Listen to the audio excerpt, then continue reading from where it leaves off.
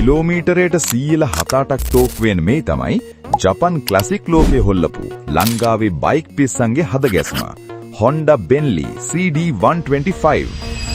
අපි පොඩ්ඩක් ඉතිහාසයට ගියොත් මේ බයික් එකේ ආරම්භය වෙන්නේ 1960 දශකයේදී. ජපානයේ පාරවල් වලට වගේම ආසියාවේ හැම පාරකටම ගැලපෙන විදිහට Honda සමාගම මේක නිර්මාණය කළේ වැඩකාරයෙක් විදිහටයි. Bentley කියන නමේ තේරුම වෙන්නේ පහසුව, convenient කියන එකයි. දශක ගණනාවක් තිස්සේ මේ බයික් එක ලංකාවේ පාරවල් වල රජ කළේ තනිකරම ඒකේ තියෙන විශ්වාසවන්තකම නිසාමයි. දැන් බලමු මේකේ තාක්ෂණික පැත්ත. මේකේ තියෙන්නේ 124cc parallel twin engine එකක්. ඒ කියන්නේ සිලින්ඩර් දෙකේ පව එක. සිලින්ඩර් දෙකෙන් එන ඒ ගැම්ම වෙන කිසිම 125 බයික් එකක දකින්න ලැබෙන්නේ නැහැ. මේ එන්ජිමෙන් 11 to 12 horsepower වගේ බලයක් ලබා දෙනවා. ඒක ඒ කාලේ හිටියන ලොකු හයියක්. මේකේ තියෙන්නේ 4-speed constant mesh gearbox එකක්. ගියර් මාරු වෙද්දී එන සිනිදු ගතිය වෙනමම අත්දැකීමක්.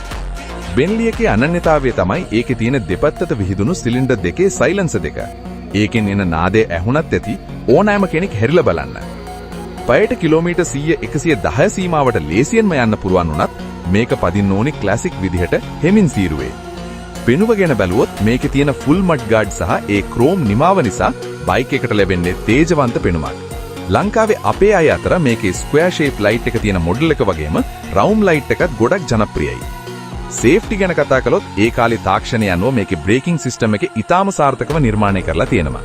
ඒ වගේම බරින් වැඩි නිසා පාරේ යනකොට හොඳ බැලන්ස් එකක් තියෙනවා.